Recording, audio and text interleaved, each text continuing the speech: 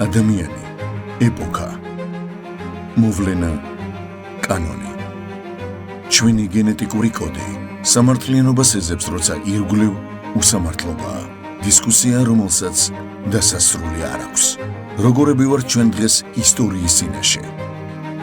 ვართ თუ არა კანონმორჩილი საზოგადოება, რაც გვასწავლის განვლილი ისტორია და რისთვის უნდა ვიყოთ მზად, როცა კანონი ხან სამართლიანია, ხან უსამართლო. საბოლოოდ რას ვირჩევთ?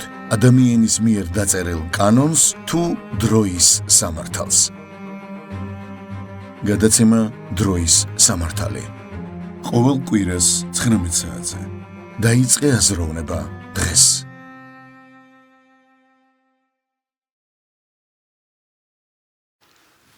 მოგესალმებით ჩუადღი მშვიდობისა, თქვენ უყურებთ გადაცემა დროის სამართალს, მე გადაცემის წამყვანი მირაბ ჭიქაშვილი ვარ. მივესალმები ყველას, ვინც ასევე გვისმენს და გვიყურებთ ჩვენ სოციალურ ქსელში, Facebook გვერდზე, YouTube გვერდზე და რა თქმა უნდა სატელევიზიო არხზე, თავისუფალ არხზე. დიდი მადლობა ყველას და ასევე წარმოგიდგენთ დღევანდელ სტუმარს. სტატისტიკოსი ბატონი ნოდარ კაპანაძეა ჩვენ გამოცემის სტუმარი. მოგესალმებით ბატონო ნოდარ, დიდი მადლობა რომ ხარ ჩვენთან დღეს ეთერში და დაგვითმეთ თქვენი ძვირფასი დრო. მე კი მაყურებელს შევახსენებ, რომ როგორც ყოველთვის თქვენ შეგიძლიათ ასევე თქვენი კითხვა იქნება ეს თქვა კომენტარის სახით გამოაგზავნოთ ორივე პლატფორმაზე, როგორც სოციალურ ქსელ Facebook გვერდზე, ასევე YouTube გვერდზე და შესაბამისად შევესწრებით, რა თქმა უნდა, სტუმართან ერთად რომ გაგცეთ თქვენს კითხვას გავცეთ პასუხი. ბატონო ნოდარ, მე მოკლეს ხუსი დავიწყებ და ყოველთვის საინტერესოა თქვენი სტუმრობა ჩვენთან ეთერში და ზოგადად როცა ასე თუ ის მაყურებელი ხშირად ჩვენ თქვათ რიგი პოლიტიკოსებისგან ან დარგის სპეციალისტებისგან ვერ ვიღებთ ხოლმე საინფორმაციო საშუალებებით ზუსტად სრულად იმ ჩვენთვის სასურველ ინფორმაციას შეიძლება ასე ვთქვათ, მოდი ვთქვათ რიგითი მოკდავებისთვის და ასეთი საკმაოდ ბევრი ვართ. ფიქრობ რომ საინტერესო იქნება თქვათ ის ინტერესი თუ რატომაც გაჩნდა კონკრეტულად ჩვენი მხრიდან, ჩვენი სტუდიის მხრიდან, რომ დღეს თქვენ ყოფილიყავით ჩვენთან ეთერში, რაც მგონია რომ უნდა გავიხსენოთ თქვენ მონაწილეობდით ძალიან საინტერესო სხვათა შორის ინიციატივა, დებატები, რომელიც მოდი პირდაპირ თქვათ ხელისუფლების ინიცირებაა, რომ პირდაპირ საჯარო სივრცეში, ამა თუ იმ სხვადასხვა სატელევიზიო არხზე პირდაპირ დებატები ამა თუ იმ საკითხზე, სადაც მონაწილეობას იღებს როგორც პოლიტიკური პარტიების წარმომადგენლები, ხელისუფლების წარმომადგენლები, ოპოზიციური პარტიის წარმომადგენლები, ასევე დარგის სპეციალისტები და ესენი იქნებიან ანალიტიკოსები თუ თქვათ ამ შემთხვევაში სტატისტიკოსები, როგორც თქვენ ბრძანდებით. თქვენ იყავით რუსთავი ორზე ამ დებატებში და თემა ზოგადად იყო ევროკავშირთან ჩვენი ურთიერთობა და ზოგადად პასუხისმგებლობა და ვალდებულებები და რა თქმა უნდა ბოლო განვითარებულ მოვლენებიდან გამომდინარე, რაც განსაკუთრებით 24 წლის გაშღერებული ფრაზით და ხელისუფლების მხრიდან რაც იყო რომ თქვათ 28 წლამდე უნდა გადაიწიოს ევროკავშირთან მოლაპარაკებები ჯერჯერობით შეჩერდეს და გაგრძელდეს 28 წელს, მაინც საზოგადოება ძირითადად ამ კუთხით იყო მაინც დაინტერესებული და აი ამას მოყვა ეს აჟიოტაჟი, თქვათ ევროპელები გამოდიოდნენ აქციებზე და ასე შემდეგ. მაგრამ ზოგადად არსი იყო ევროკავშირთან ურთიერთობა და მე დამჭა ასეთი შტაბეშტილება, არ ვიცი ბოდის ვიხდი თუ შეიძლება ზედმეტად მომდის, მაგრამ უბრალოდ მე გულწრფელად დამჭა შტაბეშტილება, რომ თქვენ როდესაც თქვენი დრო იყო და როდესაც თქვენ ერთებოდით გადაცემაში, თავიდანვე პირველი წამიდან დაიწყეთ ასე რომ მოდი თუ გვინდა ჩვენ ვისაუბროთ ზოგადად საქართველოს ევროკავშირის ურთიერთობებზე, არა მხოლოდ ისტორიულ ნაწილში, აქ ბუნებრივია ძირითადი მაინც ბოლო პერიოდზეა ლაპარაკი, საგნობრივი კუთხით თქვენ დაიწყეთ და ახსენეთ ევროკავშირის ასოცირების ხელშეკრულება საქართველოს მიერ დადებული და მე პირადად ვარ სხვათა შორის მონაწილე, მაშინ როგორც ჟურნალისტი ვაშუქებდი ობიექტივიდან აი ამ პროცესს, ვიყავი ვილნიუსშიც და შესაბამისად მე თავად ვიყავი, თქვათ, ეპიცენტრში, ასე ვთქვათ, როგორც ერთი რიგითი ჟურნალისტი და იმ თავიდან სხვათა შორის პირველივე დღიდან რა თქმა უნდა, როგორც მე მქონდა დიდი ინტერესი, ასევე საზოგადოების ინტერესი იყო, თუ რა დოკუმენტს ვაწერთ ხელს. რას ნიშნავს საერთო ასოცირების ხელშეკრულება და ასე შემდეგ. თქვენ სწორედ დაიწყეთ ასე და სწორადაც ბუნებრივია ეს ლოგიკურია რომ ასე დაიწყეთ, მაგრამ თითქოს და მე მომეჩვენა რომ იქ შემდეგ უკვე საგნობრივი დისკუსია აღარ გადავიწყო სხვა შორის ეს აღნიშნეთ კიდევაც თქვენც რომ რაღაცა თითქოს თემა საგნობრივ საკითხზე ვეღარ საუბრობთ რაღაცა სხვადასხვა გამოსვლებიდან შეიძლება მათთვის სამართლიანად მოხდა ეს მაგრამ ნუ ამ შემთხვევაში მე მხოლოდ შევაფასებ იმ ნაწილს რაზეც გული დამწყდა რომ თითქოს არ მოგეცათ ბოლომდე საშუალება რომ სწორედ დაბრუნებულიყავით ისევ საკითხს და რადგან ევროკავშირზე იყო საუბარი და ევროკავშირთან საქართველოს ურთიერთობაზე დავიწყოთ რატომ მიწყებდით მაინც და მაინც ამ ხელშეკრულებით და რისი თქმა გინდოდათ საბოლოოდ ჩვენს გადაცემაში მესმის ინფორმაცია ძალიან მოკლე დრო იყო მაგრამ ჩვენ გადაცემაში აი გულწრფელად დაუთმოთ მინდა დრო ეს 1 საათი და თავიდან პირველი კითხვით მინდა დავიწყოთ რატომ ჩათვალეთ და რატომ თulit საჭიროთ რომ სწორედ 2014 წლის ასოცირების ხელშეკრულებიდან უნდა დავიწყოთ საუბარი თუ ევროკავშირზე ვლაპარაკობთ და რა სფეროებია ეს რატომ მხოლოდ ეკონომიკის კუთხით საგარეო ფაქტორები არ ვიცი ბევრი რამ არის უზარმაზარი დოკუმენტია ეს რომელზეც საქართველოს მთავრობას საქართველოს მხარეს ხელი მოწერილი აქვს ეს არის დოკუმენტი აქ არის ვალდებულებები აქ არის თქვათ რჩევადარიგებები თუმცა ეს არის ის დოკუმენტი როგორც მაშინაც იქ ადგილზე გავიგე მე და შემდეგ ანუ მქონდა მუდმივად სულ ინტერვიუებს ვიღებდი სულ რომ რა მაინც რა მნიშვნელობის დოკუმენტი იყო ეს არის დოკუმენტი რომელიც საერთო ჯამში გავხვდის ჩვენ აი ამ ვალდებულების ამ დავალებების ამ რჩევადარიგებების შესრულების შემდეგ გავხვდის ჩვენ ან გავხვდის ჩვენ იმ ევროკავშირის სრული ევროკავშირის წევრს და ვიცით ბოლო პოლიტიკური ბატალიები ამ თემასთან დაკავშირებით რომ აგერ სტატუსიც კი ამის მონიჭებაც კი გაუჭირდათ. რატომ აპელირებდით ამაზე და საერთოდ რატომ არის თქვენთვის მნიშვნელოვანი რომ და რისი თქმა გინდათ, რას ნიშნავს ეს ხელშეკრულება, რა პლუსი აქვს მას, რა მინუსი აქვს და რა უნდა გავითვალისწინოთ. კიდევ ერთხელ მოგესალმებით, მივესალმებით ჩვენს მაყურებელს, მსმენელს. რატომ დავიწყე აი ამ ხელშეკრულებაზე საუბარი იმ გადაცემაში და საერთოდ რატომ ვთვლი რომ პირველ რიგში ამ ხელშეკრულებით უნდა ვიხემძვანელოთ. ეს არის ერთადერთი ხელმოწერილი დოკუმენტი. დანარჩენი ყველაფერი ახლა რომელიღაც პარლამენტარმა საყვარებს არ დავასახელებ, თუმცა შემიძლია ჩამოვყვე. რა განაცხადა, იქ რომელიღაც კომისარმა რა თქვა ბრიფინგზე და ეს ყველაფერი ეს არის მხოლოდ სიტყვები. თუნდაც პარლამენტმა რა ევროპარლამენტმა რა რეზოლუცია მიიღო. ეს არის სარეკომენდაციო ტიპის და ეს არის მხოლოდ სიტყვები. ერთადერთი ხელმოწერილი დოკუმენტი არის ეს. ხელშეკრულება, ასოცირების ხელშეკრულება, ეგრეთ წოდებული DCFTA. როდესაც ეს ხელშეკრულება დაიდო, სიმართლე გითხრათ, დიდი აღტაცებით მაინდა-მაინც არ შეხვედრე ვარ, მაგრამ სანამ არ გავეცანი, მანამდე ცოტა მყარად დასკვნების გაკეთება მიჭირდა. როგორც მაშინ ჩემი ახლობლები და ნაცნობები მეუბნებოდნენ, მე ვიყავი ევროსკეპტიკოსი. მე არა ვარ ევროსკეპტიკოსი. იმიტომ რომ მე ზუსტად ვიცი ეს რა ეს ხელშეკრულება რა არის ჩვენთვის. სკეპსისი ნიშნავს დაეჭვებას. მე ეჭვი არ მაქვს რომ ეს რას ნიშნავს ხელშეკრულება. წავიკითხოთ ყურადღებით და ვნახოთ. ეს არის ერთადერთი ხელმოწერილი დოკუმენტი, კიდევ ერთხელ ვიმეორებ. და რას გვეუბნება ეს დოკუმენტი? ეს ჯერ რა სარგებელი აქვს აქედან საქართველოს. ეკონომიკური, სოციალური უსაფრთხოების თვალსაზრისით და ასე შემდეგ. რას მოილის საზოგადოება აქედან? საზოგადოებრივი აზრი ევროკავშირში გაწევრიანებიდან ძირითადად მოელის სამ რამეს. სოციალური დაცვის მდგომარეობის გაუმჯობესებას, შემოსავლების დას და უსაფრთხოების უზრუნველყოფას. რამდენად არის განთვალისწინებული აი ეს საკითხები აი ამ ხელშეკრულებაში. უსაფრთხოების უზრუნველყოფას რაც შეეხება პირველი კარის მუხლები ეძღვნება ამას და როგორი რაღაც არის ახლა ნახვალ შეუძლია სრულად შეუძლია შევიდე საიტზე და ნახოს ეს საიდუმლო კი არ არის ეს ხელშეკრულება გამოქვეყნებულია. ნუ ახლა ყველაფერს ვერ წაიკითხავ დეტალურად, იმიტომ რომ რვიანი შრიფტით ასავე ფორმატის 140 გვერდი არის, თავის კომენტარებიანად რომ გავაკეთე მე დიდი დოკუმენტი რა.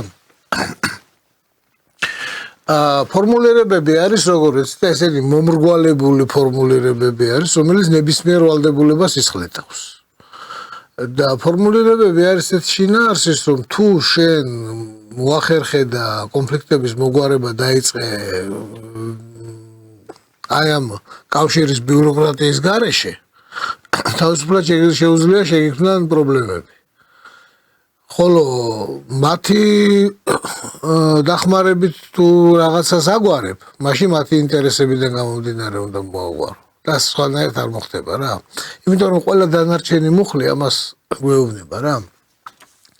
ერთ-ერთი ყველაზე დიდი საფრთხე, რასაც ეს ხელშეკრულება შეიცავს, ეს არის მესამე ქვეყნებთან სავაჭრო ურთიერთობების რეგულირება, რომელსაც ჯერ მხოლოდ სარეკომენდაციო ხასიათი აქვს, მანამდე ასოცირებული წევრები ვართ და არა ვართ ნამდვილი წევრები. ხოლო ნამდვილი წევრები თუ გავხდებით, აი მაგალითად მუხლი 36 გვეუბნება, რომ ერთ-ერთი ხელშემკრელი მხარის მოთხოვნის საფუძველზე მხარეებს შორის უნდა გაიმართოს კონსულტაციები ამ შეთანხმების 400 მუხლის მეოთხე პუნქტით განსაზღვრული ვაჭრობის შესაკითხებზე ასოცირების კომიტეტის ფარგლებში. საბაჟო კავშირების თავისუფალი სავაჭრო ზონების საზღვრისპირა მიმოსვლის შესახებ მექანიზმების შექმნის და მესამე ქვეყნების მიმართ სავაჭრო პოლიტიკის სხვა მნიშვნელოვანი საკითხების შესახებ. კონკრეტულად მესამე ქვეყნის ევროკავშირში გაწევრიანების შემთხვევაში მსგავსი კონსულტაციები უნდა გაიმართოს, რათა გათვალისწინებულ იქნას ევროკავშირის და საქართველოს ორმხრივი ინტერესები. ამ შემთხვევაში ვისი ინტერესები უფრო იქნება გათვალისწინებული, ალბათ გასაგებია. ხო? ეხლა გადავიდეთ 400 მუხლის მეოთხე პუნქტში, რას გვეუბნებიან.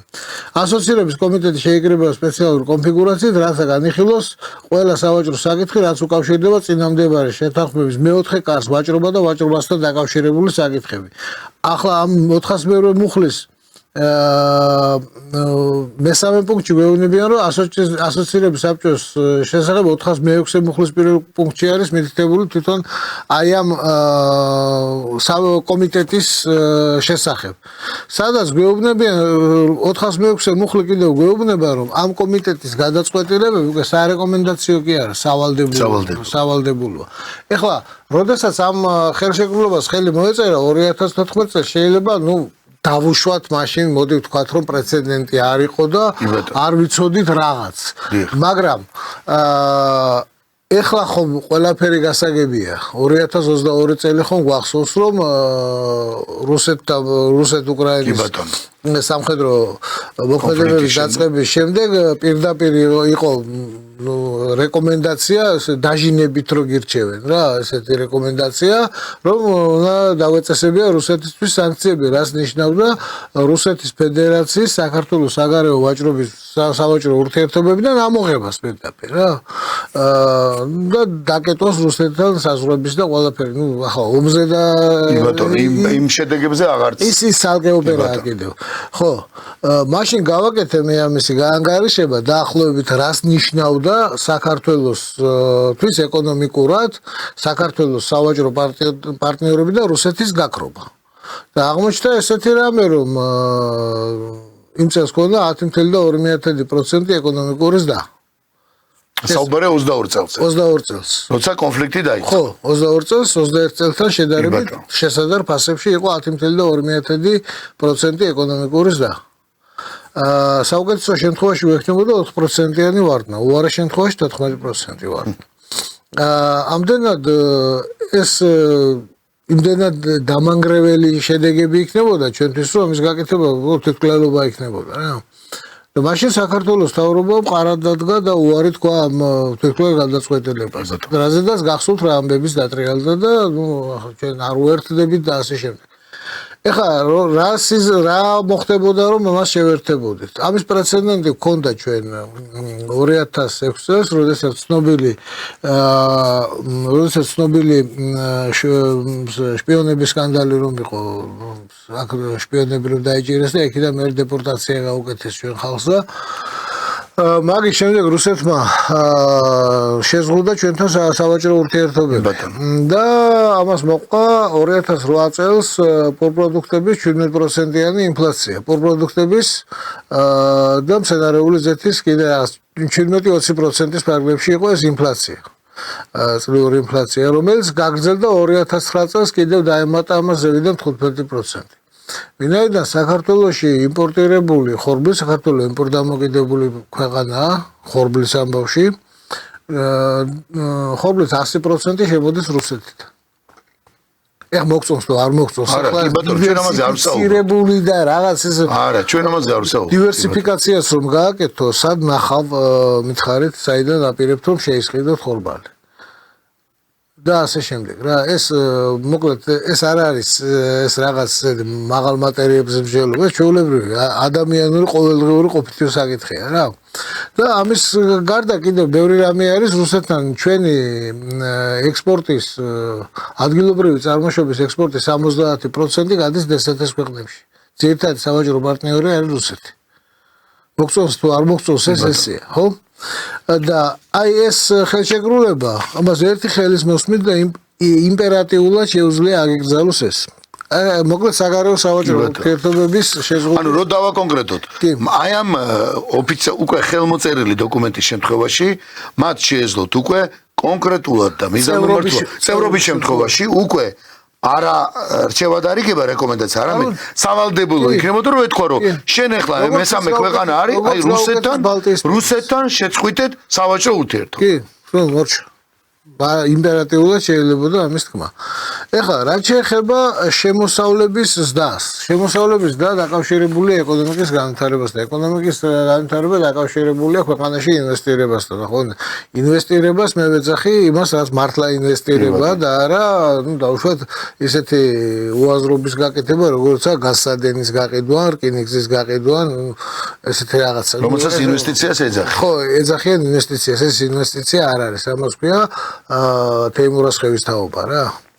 ჯამში ვსდილობიანთ რომ თქვა ეგ არის. ხო, ეხლა რა რომელი მუხლები არეგულირებენ ამას აი ამ განვითარების აი ამ ასპექტებს ამას ცირების ხელშეკრულებაში და ნუ წევრობის შემთხვევაში უკვე სავალდებულო გახდება. ეს არის მოკლედ მუხლი 78, მუხლი 81. რომელიც მოითხოვს და პირდაპირ იმპერატიულად კრძალავს ნებისმიერ სუბსიდირებას სახელმწიფოს მიერ და რაღაც უპირატესი ხელშეწყობის გარემო შექმნას ადგილობრივი კომპანიებისთვის და პირდაპირ ვალდებულებად არის ჩაწერილი რომ უნდა იქნას აი ნახეთ მოკლედ იმაზე არანაკლებ ხელსაყრელი რეჟიმი, მოკლედ დაფუძნების და მერემოქმედების, ვიდრე ევროკავშირი ანიჭებს საკუთარ იურიდიულ პირებს, მათ ფილიალებს და წარმომადგენლობებს. ანუ ესე იგი, ევროკავშირის წარმომადგენელი ქვეყნებიდან კომპანიებს, რომელიც მაგალითად არის თბილისში. ხო, არავითარ შემთხვევაში არ უნდა შეუქმნას შენ კომპანიებს, იმაზე უკეთეს. ანუ მას აქვს უფრო კარგი პირობები და არა ჩვეულებრივი თუნდაც თანაბარი პირობები, მაგრამ მოდით ახლა მითხარით, ამ თანაბარ პირობებში რა შანსი აქვს ემბრიონულ სტადიაში მყოფ ქართულ რაღაც კომპანიას უძვირესი საკრედიტო რესურსებით ფინანსებზე შეუდარებლად უკეთესი ხელშეწყობის და უფრო ბრენდირებული და დიდი გამოცდილების მქონე ევროპულ კომპანიასთან. თითქმის ნული აქვს შანსი. ანუ ეს იმას ნიშნავს, რომ ეს რას ნიშნავს? ეს ადამიანურ ენაზე რომ გადავთარგმნოთ, ეს უპირატესი ხელშეწყობის რეჟიმის უარყოფა. ეს ნიშნავს იმას, რომ ეს ხელშეკრულება და წევრობა პირველ რიგში მიმართული არის ევროპის აი ამ კაროლინგური ბირთვის ქვეყნების ინტერესების დასაცავად. ვინაიდან იმ ქვეყნებს არ განუცდიათ ისეთი ეკონომიკური ვარდნა და ისეთი ეკონომიკური კატასტროფა, როგორც განიცადეთ ჩვენ პოსტსაბჭოთა ქვეყნებმა და აღმოსავლეთ ევროპის ქვეყნებმა. ასე რომ ჩვენთან აი ამ პირობებში რამის განვითარება უბრალოდ წარმოუდგენელია. გარდა ამისა, ინვესტიციების წარმომავლობა საკმაოდ ისეთი შეზღუდული იქნება. მაგალითად, ევროპულ ინვესტიციას უფრო მიენიჭება უპირატესობა, თქვა ჩინურ ინვესტიციასთან შედარებით და ასე შემდეგ და ასე შემდეგ. ეს ყველაფერი რეგულირდება. ანუ ჩვენ თვითონ მივდივართ იქ, სადაც ვიღებთ უამრავ ვალდებულებას. ეხლა რა ხეირი გვაქვს აქედან? ეს მოკლედ სარგებელზე როდესაც არის ლაპარაკი, ეს სარგებელი არის ძირითადად დეკლარაციული ხასიათის. რომ ადამიანის უფლებების დაცვა, რაღაც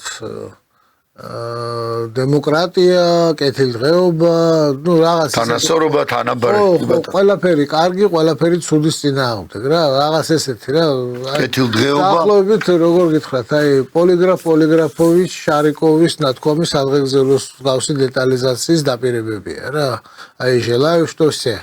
და დალია რა, ასეთი დონის დეტალიზაციის დაპირებებია.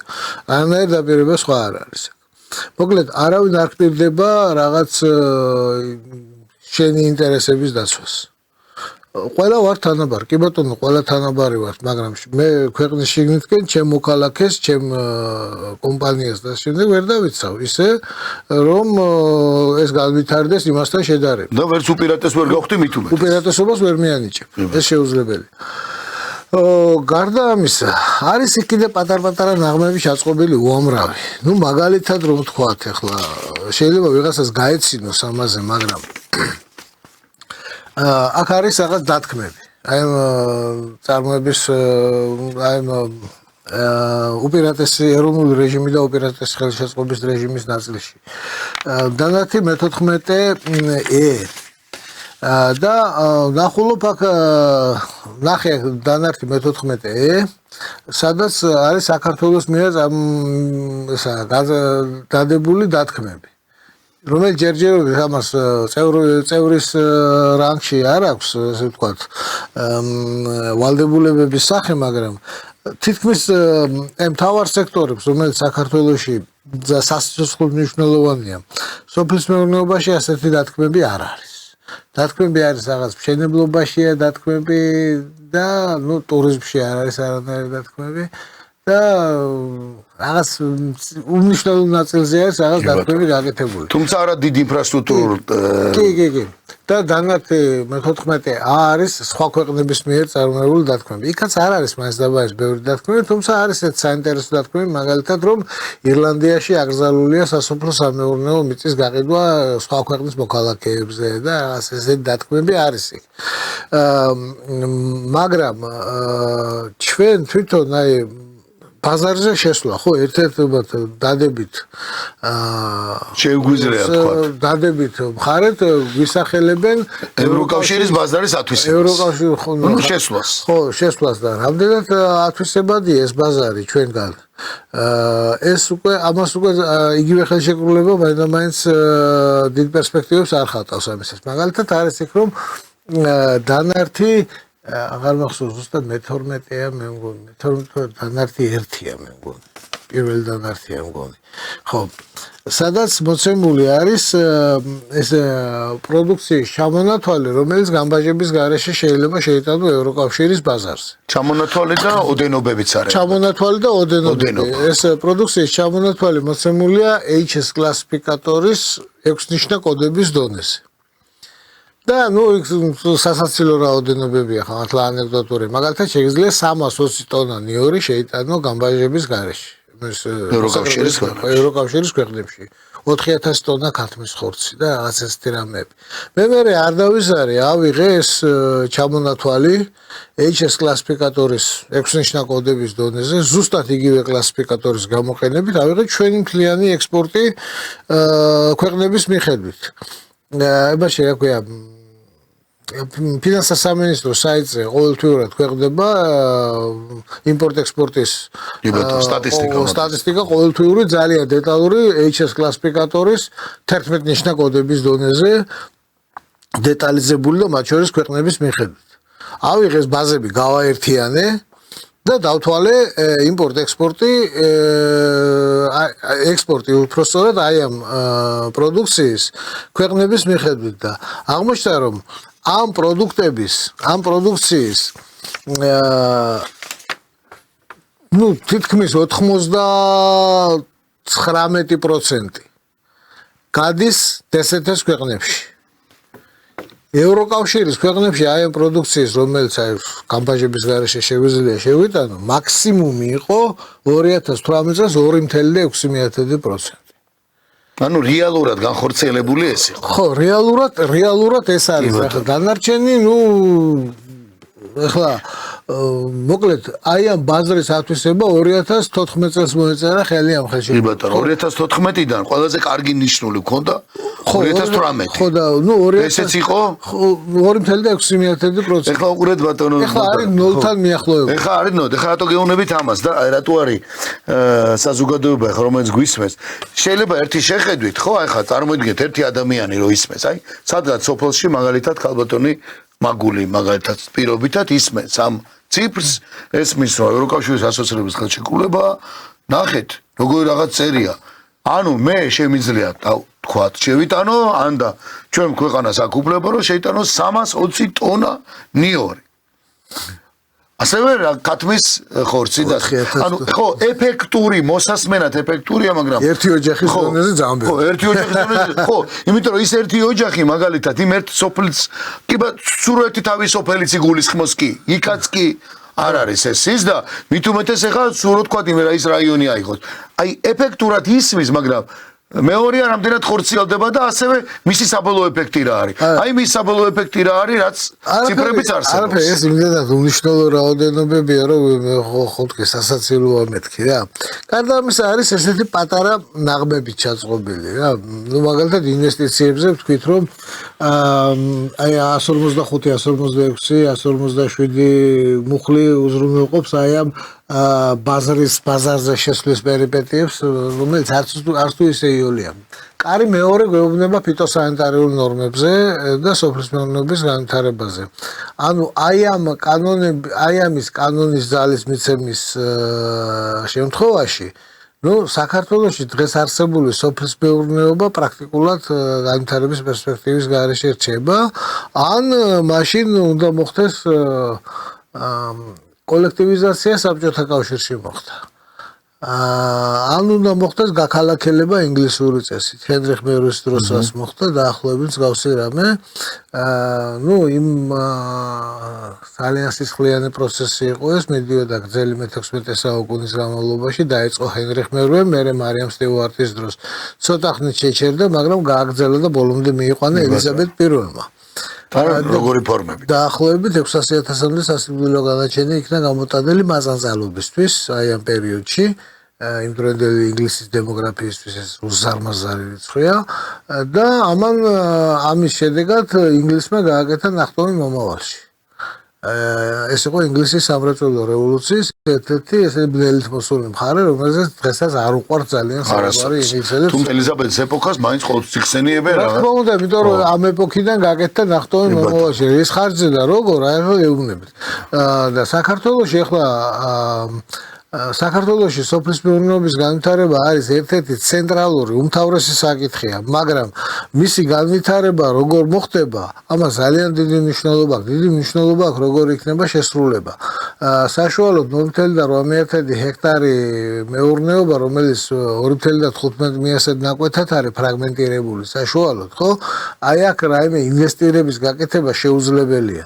მაგრამ მიწის ყიდვა თავისუფალი ყიდვა გაყიდვით თუ დაიწყებ აი ამ მიწათმფლობელობის გამსხვილებას მიიღებ ლატიფუნდისტების კლასს და რუბრიკით გადაეკითხეთ ბუმბერაზე კლასიკოსები, წაიკითხეთ კონსტანტინე ლორთქიფანიძეს კოლხეთის ცისკარი, სადაც ძალიან კარგად არის აღწერილი აი ამ ლატიფუნდისტების და ჩვეულებრივი გლეხების ურთიერთობა. ჩვენივრად აქ აღწერილი ყველაფერი. და ანუ ეს გზა, მაინც დიდი პერსპექტივის მქონე არ არის. შეიძლება სოფლის მეურნეობაში შექმნილი GDP გაიზარდოს, მაგრამ GDP-ს და არ არის ერთადერთი ბედნიერება ქვეყნისთვის რა. მნიშვნელოვანი არის თუ რამდენად თანაბარი იქნება ეს და რამდენად ბევრ ადამიანს ექნება ზდაზე ხელმისაწვდომობა და რამდენად განფენილი იქნება ეს ზდა გეოგრაფიულად. კი ბატონო.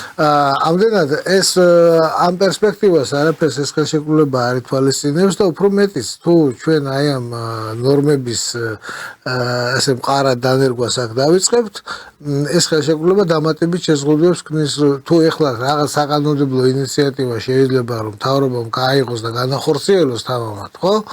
რაღაცები, რომელიც არც ისე შეიძლება მტკივნეული იყოს, შეიძლება ძალიან არაპოპულარული კანონის მიღებაც მოუწიოს და რაღაც ესეთი რამეები, საერთოდ განვითარება არასდროს არ არის ადვილი საქმე რა.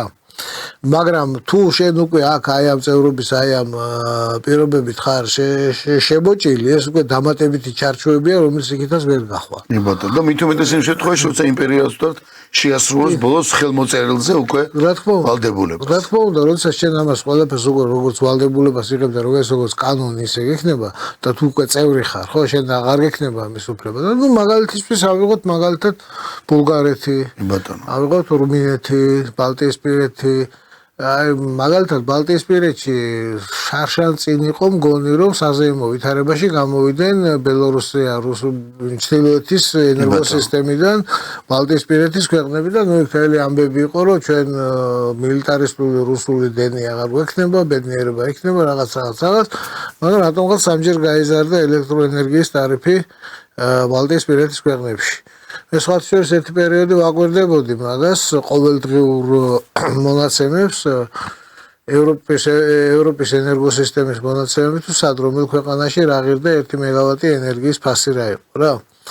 და ეს ტარიფები იყო ნუ დაახლოებით 3-ჯერ 4-ჯერ ძვირი აი ამ მიერთებამდე პერიოდთან შედარებით რა. ამდენად ეს ასე იოლი და ესეთი მზიანი და ნათელი პერსპექტივები არ არის და მე არ მესმის რატომ უნდა ვიყოთ ბედნიერი იმით რომ ვიღებთ უბრალოდ ვალდებულებებს და რატომ უნდა ვიყოთ ბედნიერი იმით რომ კაროლინგური ბირთვის სახელმწიფოების ინტერესების დაცვას და უბრალოდ ლიტერატურული ხო უბრალოდ გვეიქნება სიტყვა რომ ჩვენ ევროკავშირში ნუ ეს ევროკავშირისკენ მივდივართ თუ ბრუნდებით და ევროკავშირის წევრი ხდებით. აი ეს კონკრეტული ვალდებულებებია, პასუხისმგებლობები, რომელზეც შეიძლება მე ისე არის ერთი პატარა ნაღმი კიდევ, რომელიც ვითომ არაფერი არ არის, ხო? მაგრამ ამ დროს ძალიან სერიოზული რამეა. მუხლი 292 პუნქტი B. ხო? წაახალისებენ ტრანსპორტის ეფექტურ და უსაფრთხო მუშაობას. ასევე სატრანსპორტო სისტემების ინტერმოდალურობას და ურთიერთთავსებადობას. ურთიერთთავსებადობას? ახლა, ნუ ეს საავტომობილო, საზღვაო ტრანსპორტზე, სატელეფონო კომუნიკაციაზე და ინტერნეტ კავშირზე კიდე გასაგები რამეა, მაგრამ რკინიგზაზე რა შვებით? ჩვენი ליანდაგი რომ 15 სანტიმეტრით განიერია. ემათ ევროპულ ליანდაგზე. ნუ გასაგებია ჩვენთან იმპერიული სტანდარტის რკინიგზაა. ბატონო. და თქვენ გონიათ ამაზე მოთხოვნა არ იყო? 2017 წლის ივნისის თვეში ამაზე მოთხოვნა იძებნებოდა ჯერ კიდე. აი ეს რეკომენდაცია რკინიგზის. ბატონო. იძებნებოდა ეს მოთხოვნა რკინიგზის ნუ აი ამ სტანდარტებზე გადაყვანის. და მთავარი მიზანი მოტივი რა იყო ამის? რომ გამختارიყო? აი, იცით რა არის? მოტივად შეიძლება თქვას რომ ასოცირების ხელშეწერია. მუხლია და თან მე თანამედროვე რაღაც. მაგრამ ეხლა ამას ნუ მაგალითად ჩრდილოეთ სამხრეთის დერეფანი ეს ერთ-ერთი მოტივი შეიძლება იყოს აი ჩვენი კონფლიქტის მოგვარების, ხო? ერთ-ერთი მოტივი შეიძლება იყოს ჩრდილოეთ სამხრეთის დერეფნის ამუშავების ამბავი, ხო? და თუ ეს დერეფანი აქ გაწყდება საქართველოზე, სომხეთში იგივე სტანდარტის რკინიგზაა. აზერბაიჯანში იგივე სტანდარტის რკინიგზაა. ჩვენ ამ ქსელში ვართ ჩართული. ჩვენი მეტროც ამ სტანდარტისაა. ჩვენთან რკინიგზა სადაც არის ყველგან ხოლმე ერთადერთი ბორჯომბაგურიანის მონაკვეთი. ის მონაკვეთი კუკუშკა რომ აბატიდა არის ხოლმე ეს ევროპული სტანდარტის 15 სანტიმეტრით მოკლე ლიანდაგი. 1690 კილომეტრი არის საქართველოში რკინიგზის ჯამური სიგრძე. მარტო ამის ლიანდაგის გადაკეთება სჭირდება დაახლოებით 2 მილიარდი ევრო. რომელსაც არავინ არ გაჩუქებს, რომელიც უნდა იყოს სესხად. ეხლა არ გინდა დეტალური პოლიტიკური რუკოლო შეწუხდებით, მაგით გლობუსს შეხედეთ, სად არის საქართველო, სად არის ევროპის ძირითადი სარკინიგზო ქსელი და რა პერსპექტივები აქვს შემდგომ საქართველოს რკინიგზას ამის შემდეგ. რომელიც ჩართულია ამ ქსელში უკვე. და ამ ქსელში ერთი რას უცხო ელემენტი ჩაემატება ამით, ხო? და ეს მოთხოვნა რეალურად ახლა აღარ იძებნება ეს მოთხოვნა. მაგრამ იყო. თუმცა აი მე მაინც მინდა რომ კიდევ მეტად უფრო პირდაპირ თქვათ. ანუ ეს ნიშნავს რომ არც ისე უბრალოდ არ გაუშვებოდათ ეს ინტერესი და ეს ნიშნავს რომ პირდაპირ თქვათ რა, რაღაცა მთავარი ანგლოსაქსონიან არ ვიცი. საქართველოს რკინიგზა კი არ იქნებოდა საქართველოს რკინიგზა. არამედ ეს იქნებოდა მათი საკუთრება. ვინ ჩვენთან ხო? მე უკვე ამ თელ ინვესტიცია თუ იქიდან შემოა ეს იქნება. რა თქმა უნდა, ბუნებრივია, თელი შემოსავალი იქნებოდა. ნუ მივდივართ ისევ იქ, რაცაც ყოველთვის აკეთებდნენ ეს ხო დიდი კორპორაციები, როგორებიც იყო ოსტინსკაია კომპანია და ასე შემდეგ. ასე შემდეგ. და რამდენად ჩვენი იქნება ეს კიდე სხვა თემა. ხო. ესე მაგრამ ყველაზე მთავარი მაინც ის არის ბატონო მე რომ დაპირებები რაც გვაქვს აქ ანუ რა სარგებელსაც მიიღებთ ყველაფერი არის დეკლარაციული ხასიათის ხოლო ვალდებულებები არის ძალიან კონკრეტული აქ და ახლა და პირდაპირ და ახლა პირდაპირ ხო ამდენად მე ხა მაგალითად როდესაც ნახეს ფიტოსანიტარიულ ნორმას ვუყურებდი და აი ვალდებულებები რაც უნდა იყოს შესრულებული და შემდგომ ვუყურებდი საქართველოს შინამეურნეობების გამოკვლევის მონაცემებს ანუ რამდენი დამოკიდებული არის საქართველოში ჯერ კიდევ საქართველოს მოსახლეობა ადგილოსოფლის მეურნეობაზე სრული წარმოებაზეა საუბარი. საკმაოდ დიდია დამოკიდებულება. ახლა ისეთი არ არის როგორც 90-იან წლებში იყო, როცა სოფლის მეურნეობის საკუთარი წარმოების სოფლის მეურნეობის პროდუქცია იყო თითქმის გადამწყვეტი ოჯახების გადარჩენის სახით. ესეთი მდგომარეობა ნამდვილად აღარ არის, მაგრამ მნიშვნელოვანი წილი ოჯახების განსაკუთრებით სოფლად ცხოვრები ოჯახების. ჯერ კიდევ არსებითად დამოკიდებული არის შემოსავლის ამ წყაროზე. და აი ამ ნორმების საკანონმდებლო დონეზე მიღებით და აი ვალდებულებების აღებით ამ ადამიანებს პრაქტიკულად უსპობთ. რა თქმა უნდა. აი ამ წყაროს. იმ მცირეცაც კი, რასაც თქვათ შიდა დოლათი შექმნა ქვია, როგორც ოჯახის, ასევე ქვეყნის. ახლა ეს შეიძლება გადამწყვეტი ისეთი გადამწყვეტი მნიშვნელობის ნამდვილად არ არის, როგორც 90-იანებში იყო, მაგრამ მეორე მხრივ მე ამ ხალხს მათი დასაქმების თუ მათი შემოსავლის წყარო მნიშვნელოვანი შემოსავლის წყარო არის ეს, ხო? ეს წყარო გაუქმეთ, ალტერნატივად რას თავაზობთ? ალტერნატივად თავაზობთ მას სამუშაო ადგილებს, რომელიც იქნება ან ქალაქში, ან ქვეყნის ფარგლებს გარეთ. ხო? ანუ ურბანიზაციის და მიგრაციის ტემპი მხოლოდ თუ გაიზრდება ამით. ანუ ეხლა თუ აქ ყველაზე მთავარი მაინც რა არის? ეხლა იმას კი არ ნიშნავს რომ ჩვენთან აი ამ სფეროებში ყველაფერი იდეალურად არის და ხოლო ეს არის პრობლემა ეს ასოცირება და შემდგომ წევრობით აღებული ვალდებულებები. არა, იდეალურად არ არის ყველაფერი და ბევრი რამე გასაკეთებელია, რაც მთავრობამ თქვა კიდეც ეს ინიციატივა განვითარების ათწლიანი პროგრამის შემუშავება, რაც ჩემი აზრით ერთ-ერთი უმთავრესი საქმეა რა. განათლების რეფორმა, რაც ასე უმნიშვნელოვანესი საქმეა, მაგრამ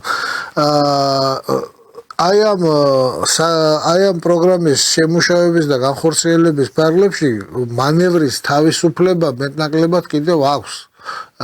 სახელმწიფოს და მთავრობას ხოლმე. მაგრამ ამ შემთხვევაში არ აქვს. თუ ამ ვალდებულებებს აიღებ, მე მანევრის თავისუფლება ძალიან შეზღუდული აქვს. ერთ მაგალითს გეტყვით, აი და ორ საკითხს შევეხები, კომენტარიც იყო ამასთან დაკავშირებით. ერთი თქვენ რო ახსენეთ და დავიწყეთ გაშიფრვა. რა იყო მოლოდინი და მეორე მოლოდინი იყო ის რომ ხო, კი ბატონო. და შემოსავლის მატება. აი იმ მაგალითებს რო ავიღოთ. თუნდაც რაც ბატონმა ნოდარმა თქვა, რომ კი ბატონო თქვათ მაგალითად ქართული კომპანიების საპირწონეთ შემოვა ევროპული კომპანიები. მაგალითად ვამბობ, რომ მაგალითად არის ორი ოფისი რა, აწარმოებს მაგალითად ორივე სიტყვაზე, რაც კვლევას ატარებს. თუნდაც გეოლოგიურ კვლევას ატარებს, არის კომპანია. ხშირად აი ამ ასოცირების ხელშეკრულების თუ როგორ ვთქვა, ამ ევროკავშირისკენ, აი ამის კომაგებს. ესეთი არგუმენტი აქვს, რომ მან პირიქით იქნებაო, ის კი არა რომ თქვათ, ქართულ კომპანიას არ ექნება უფრო მეტი დასაქმების საშუალება ან თუნდაც ხელფასრომის. პირიქით, ანუ ამბობ მე ვიცი, აი სამაგიეროდ უცხოურ კომპანიაში დასაქმდება და ნუ უფრო მაღალი შემოსავალი ექნება. მე არ ვიცი ვინ დაიჯერებს ამას, მაგრამ ყოველ შემთხვევაში მე სკეპტიკურად ვარ განწყობილი, რომ ჯერ-ერთიც ევროპული კომპანია, ორივე ერთდაიგივე კომპანია, ქართული მაგალითად და ევროპული, რა თქმა უნდა, უპირატეს ის მიანიჭებს იმ თავის ქვეყნის მოქალაქეს ან ნებისმიერ სხვა ქვეყნის ევროპის მოქალაქეს ის ბევრ არგუმენტს იტყვის რომ იცი რა კვალიფიკაციის დონე მაღალია სწავლის დონე მაგასე შემდეგ და რა თქმა უნდა დაასაქმოს კიდევ არის ერთი ამ ხელშეკრულებაში არის ახლა ზუსტად აღარ მახსოვს რომელი მუხლებია რომელიც განათლების სისტემას რომელიც ეხება და არის როგორი რამე იცით რომ თუ ვინმე შენთან ჭკვიანი გამოჩნდება შინაარსი ესეთი კი ბატონო საიყვანს თავისთან იქ იმუშავებს შექმნის იმის კლიანტში და პროდუქტს საპენსიო საკამდე იქ ეყოლება და შემდგომ გამოგიჟავნის აქ ჩვეულებრივი წესი და ზნე რაც ქონიათ და რაც აქვს რაც არის ახლა არასდროს სხვანაირი არასდროს კი ბატონო ეგრეთ დუმი თუ ესასრულეთ ეს პრინციპი რომ მეცნიერებას შეიწოვს და დაიტოვებს თავს ბატონო მე საერთოდ როგორ არის ეს ყველაფერი ახლა მოდით ერთ-ერთი მთავარი მომენტი თქვათ რა რატო მოეწერა ამ ხელშეკრულებას ასოცირებას ხელი და რა მთავრობამ რატომ მოაწერა ხელი ამას და საერთოდ რა არის ეს ყველაფერი არის რაღაც გასული საუკუნის 60-იანი წლებიდან დაწყებული აი ამ იდეის ჩანასახი ევრომადიდებლური მე მას ვეძახი პეტრე პირველის რეფორმის პროდუქტს ხოლო ამ ევრომადიდებლებს მე ვეძახი კოლექტიურ თეიმურას ხევის თავს ან დადუნა ხომერიკის სტუმრებს წაიკითხეთ ნოდარ დუმბაძის ნუგეშინია დედა ხო ესე აიქიდან დაიწყო ეს ყველაფერი 90-იანი წლები 80-იანების ბოლოს უკვე რომელიც მე ძალიან კარგად მახსოვდა თქვენ ძალიან კარგად გემახსოვრებათ ეს უკვე რელიგიის რანგში იყო ავანელი 90-იანებში უკვე ეს იქცა როგორ რაღაც თიცით აი როგორც ქრისტიანი 60-ისკენ უნდა ისრაფოდეს ისე დაახლოებით აი ესეთ რაღაცად იქცა ეს კავშირი და ასეთ სისტემებს საერთოდ ინერციის ძალიან დიდი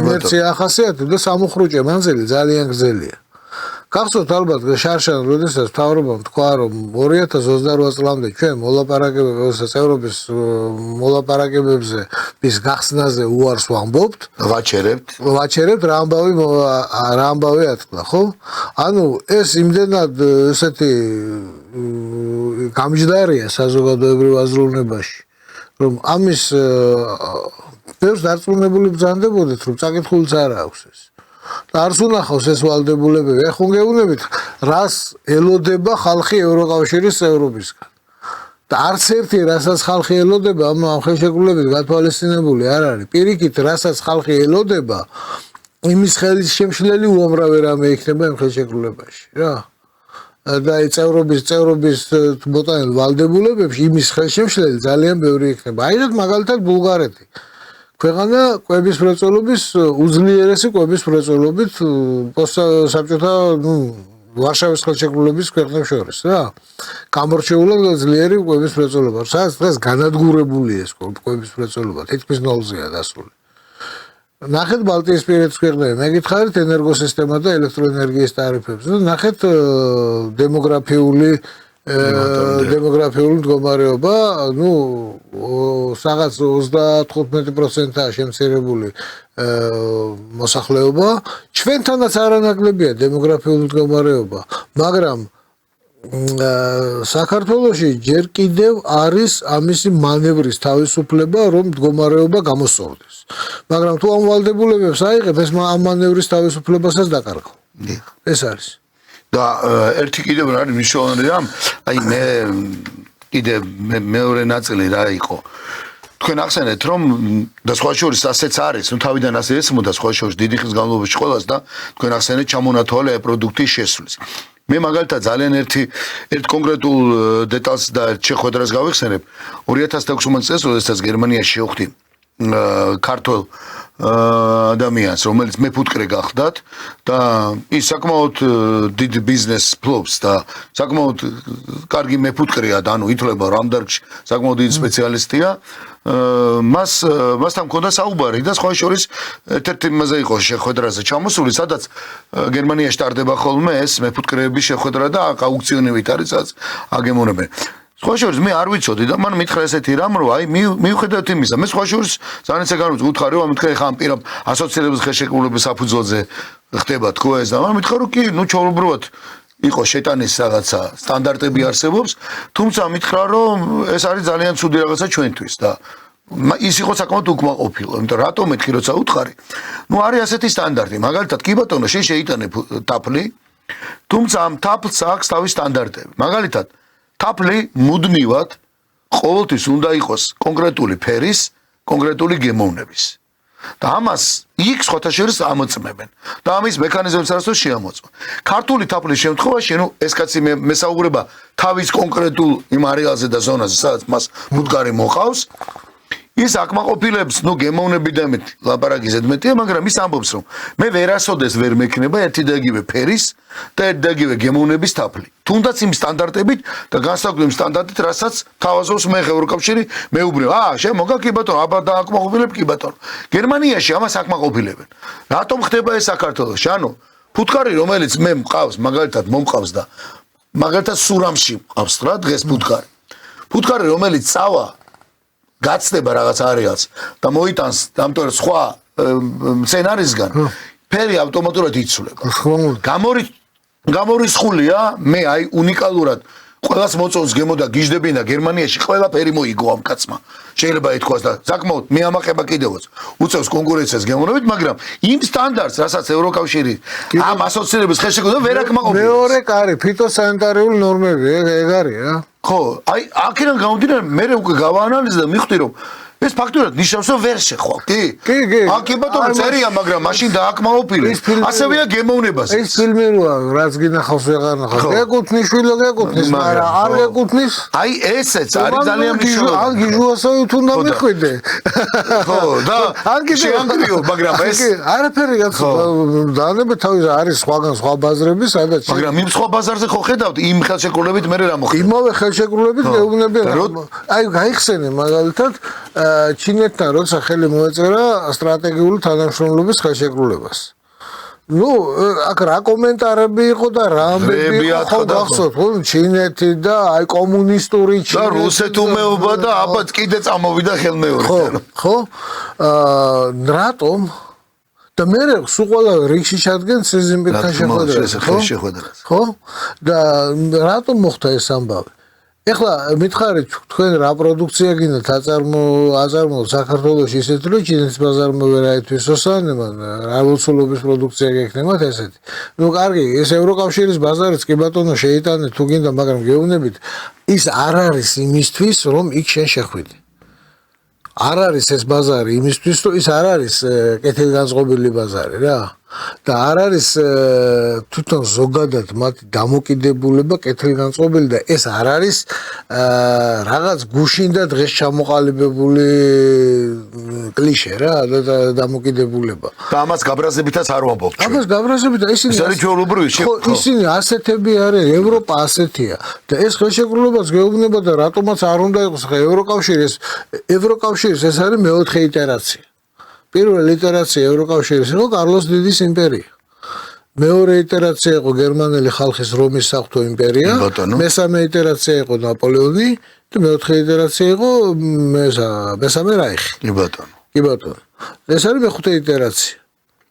ისინი არ ეცვლიან არ ძნეს არ ჩვევებს არ წესებს. ზოგი მეტად ბრუტალურია, ზოგი ნაკლებად ბრუტალურია, დამოკიდებულება ერთნაირია და ოთხივე იტერაცია და ეს მეხუთეც ატარებს რომის იმპერიის ფანტომურ ტკივილებს. იგივე ფანტომურ ტკივილებს ატარებდა ბრიტანეთის იმპერიას. ყველა იმპერია ევროპულ ბაზაზე აღმოცენებული, ავსტრო-უნგრეთის იმპერია იქნება ეს, გერმანიის სხვადასხვა რაიხები, ესპანეთი, საფრანგეთი, ბრიტანეთი, ვინც იქნება, ყველა ატარებს რომის იმპერიის ფანტომურ ტკივილებს.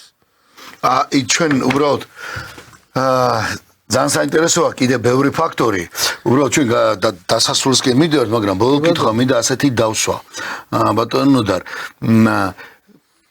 ჩვენ რატო გაუსვი ხაზი რომ ჩვენ ამას არ ვამბობთ არც სიბრაზით არც რაღაცა იმით და რატო პროპაგანდას აქვს ვიცით ეს იარაღიც რა არის და სხვა შორის ესეც აიდან მოდის ესეც კარგად ბატონო მე რა იცით რა არის ეს ყველაფერი ეს ყველაფერი მე არ გამომიგონია ხატზე შავი თეთრზე წერია შეძანდი საიტზე და წაიკითხავთ იქ წერია ყველაფერი ყველაზე სასაცილო ის არის რომ არაფერი ეს დამალული არ არის კაცო ყველაფერი წერია უბრალოდ როგორც კი ამაზე რაღაცას იწყებს საუბარს კრიტიკულ ანალიზს ოდნავ დაეჭვებით თუ იტყვი რამეს იმ წუთში დეციბალებით ცდილობენ ჩაახშო შენი ხმა როგორც არაერთხელ მოხდა არა თან პირველი ეტიპეტი რა არის რომ აი შენ რუსეთი აი შენ ამ დროს პირიქით როცა ობიექტურად სამართლიანად ხონა შეაფასა ამ დროს იგივე თუნდაც რუსეთის ბაზარზე რომელზეც ამდენი წლებია დამოკიდებული ვარ და როგორც ვარ ქვეყანასთან რომელთანაც არ აქვს არანაირი დიპლომატიური ურთიერთობა იგივე თაფლის მაგალითი რო ავიღოთ ხო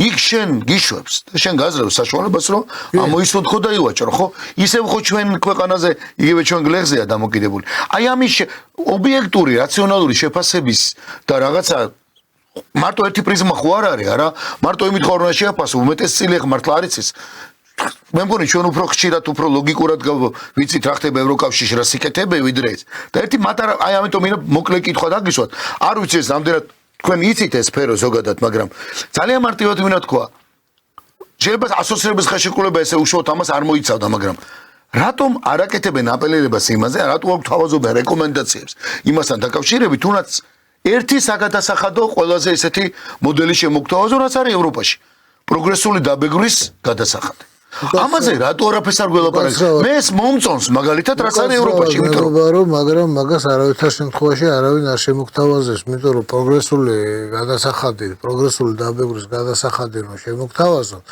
ეგ უკვე ნიშნავს რაღაც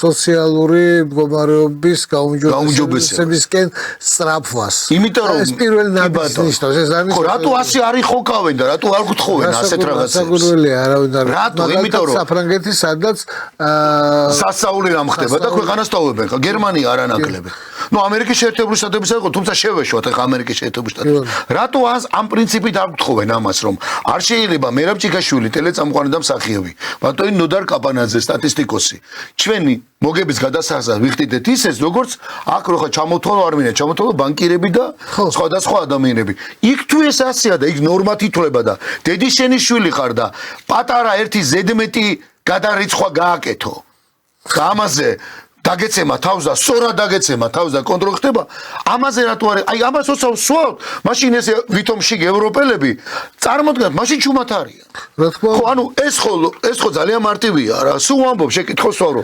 გერმანიაში ან ევროპაში წასვლაზე ვიზები გვექნება და ასე შემდეგ ნუ რაღაც იდიოტიზმზე ვიწყებთ კამათს რა თქმა უნდა და ჩვენ გამოდივართ რუსეთუმეები გესმით ბატონო საქმე რაშია იცით ახლა მე ბევრჯერ წამიკითხავს ხოლმე და ნუ ეს ჩვენთან არის ესეთი გავრცელებული კლიშეა როგორც აი ჰარე კრიშნას მანტრა არის რა ესეთ მანტრა ევროპული სტანდარტები ევროპული რაღაცები ხო ევროპული ჩვენთან ითვლება კარგად რა ხო და ეს მთელი სტანდარტები ევროპული იქნება ეს სამხრეთ ამერიკული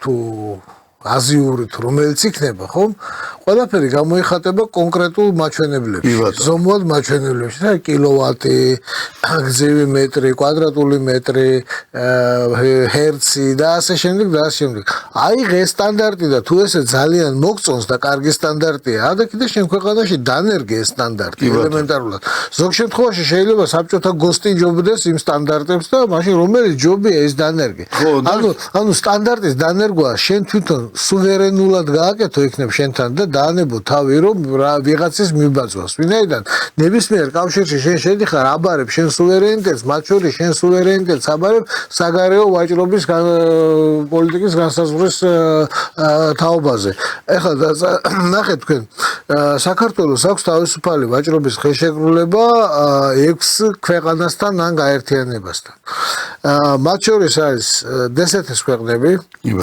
ჩინეთი ჰონკონგი თურქეთი ევროკავშირი და всё ეს არის ხუთი არის ესეთი ამათგან ახლა მთლიანი ექსპორტის ქართული ექსპორტის 70% მოდის დსთ-ის ქვეყნებზე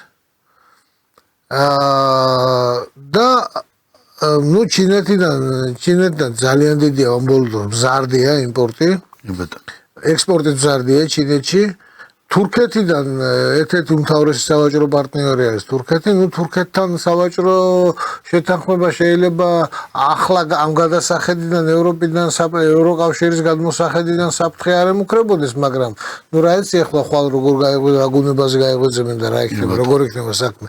და საერთოდ რატომ უნდა დააყენო შენი ქვეყნის სავაჭრო თავისუფალი სავაჭრო ხელშეკრულების საკითხი ვიღაცის გადასაწყვეტად. რომელთანაც მithumetes ხელი არ გვაქვს მოწერილი, არ ვარ წევრი. ერთი წევრი არა ვარ, ხო? რატომ უნდა დააყენო მათ გადასაწყვეტად, მათ ანაბარად, მათ იმედზე, რატომ? მით უმეტეს რომ უკვე გვაქვს პრეცედენტი, აგერო პირდაპირ თვითმკვლელობას ვთავაზობთ, ხო? და მე ძალიან ეწყინათ რომ თეთრი სახიბისთვის თავი როგორ არ მოვიკალეთ ჩვენ. და დღემდე როგორ არა ვართ იქ? ხო, ეს ხო ბედნიერება იქნებოდა ჩვენთვის და ეს მათი ამას მე არ ვამბობ არც გაბრაზებით, არც ეს მათი ბუნებრივი მდგომარეობა და თუ ჩვენ 80-იანების ბოლოს დისიდენტური აზროვნება არის ისევ დომინანტური აზროვნება. 80-იანების ბოლოს დისიდენტური აზროვნება, რომ აი დესტრუქციული აზროვნება, რომ იქ სადღაც არის ნათელი ჩვენ ვართ აქ ბნელში და მომეცით პისტოლეტი ერთი ტყვით. ეს აზროვნება არის დამანგრეველი აზროვნება. აქედან როგორღაც უნდა გავთავისუფლდეთ ხოლმე თუ ეკონომიკური განვითარება გვინდა ქვეყნის, ბენდუქიძის სული არის განსადევნი ქართული ეკონომიკური აზროვნებიდან. სამწუხაროდ დღემდე ხო ეს რაღაცა ამანტრით მოსულები დღემდე არის. ეს დაავადება სერიოზული დაავადება. იმედი მაქვს გავთავისუფლდებით. ბატონო და უღრმესი მადლობა. ვიცი რომ მაინც მწირია თქვენთან.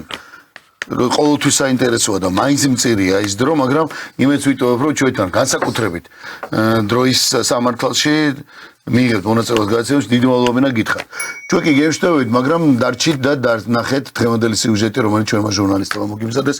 კარგად გრძანდებოდეთ ნახვამდის. მადლობთ, კარგად გრძანდებოდეთ.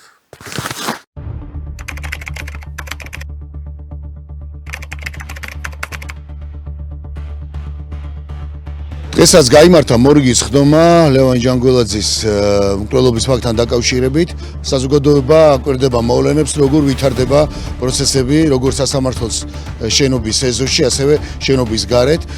დღევანდელ პროცესზე არ გამოცხადდა მაგალითად ბრალდებული გიორგი მიქაძე, რაც მისმა უფლებადამცველებმა შემდეგნაირად ახსნეს. რამდენადაც ჩემთვის ცნობილია, ბატონი გიორგი მიქაძის პოზიცია დღევანდელ გამოუცხადებლებასთან დაკავშირებით არის ის პროცესები, თუ როგორ მიმდინარეობს მოვლენები, ბოლო რამდენიმე პროცესი არის სასამართლოს მიმდებარე ტერიტორიაზე. მოგეხსენებათ, რომ სიტუაცია ბოლო პროცესზე უკიდურესად იყო დაძაბული.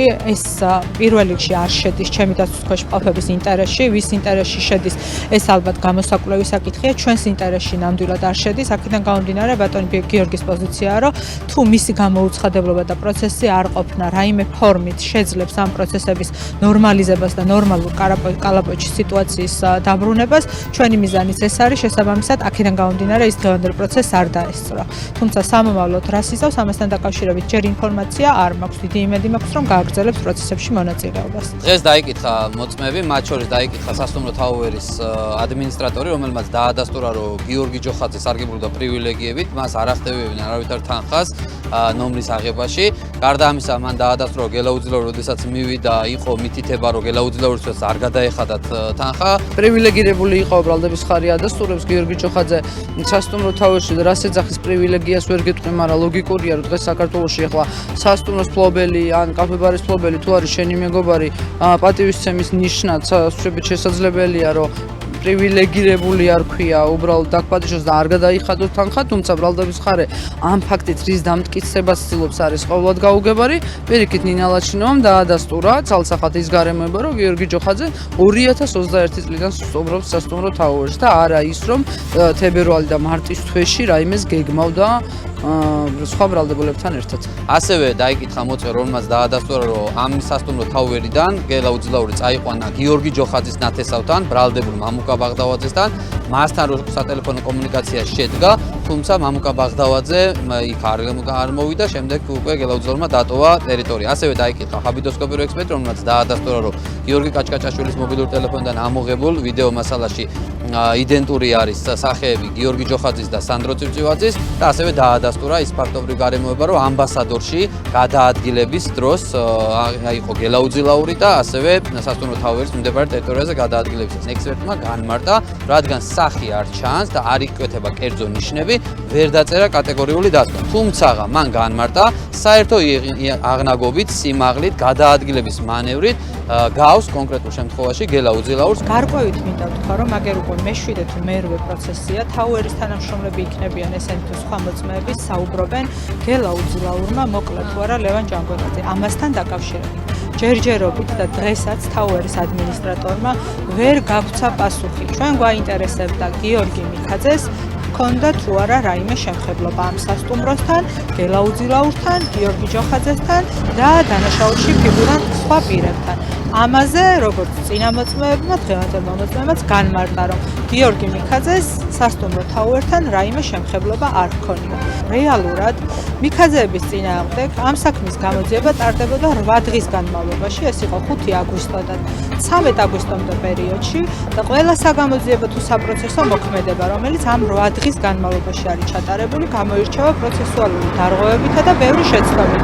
მაგალითად, დღეს ჰაბიტოსკოპიურმა ექსპერტმა თქვა, რომ 9 აგვისტოს შეძლო და შეისწავლა და დაათვალიერა 100 საათზე მეტი მასალა სასტუმრო თბილისი თაუერის კამერებისა, სულ რომ 24 საათი ემუშავა მას, ფიზიკურად შეუძლებელი იქნებოდა, რომ ეს დასკვნა სწორად ყოფილიყო გაცემული. გადაცემა დროის სამართალი. დაიწყე აზროვნება დღეს.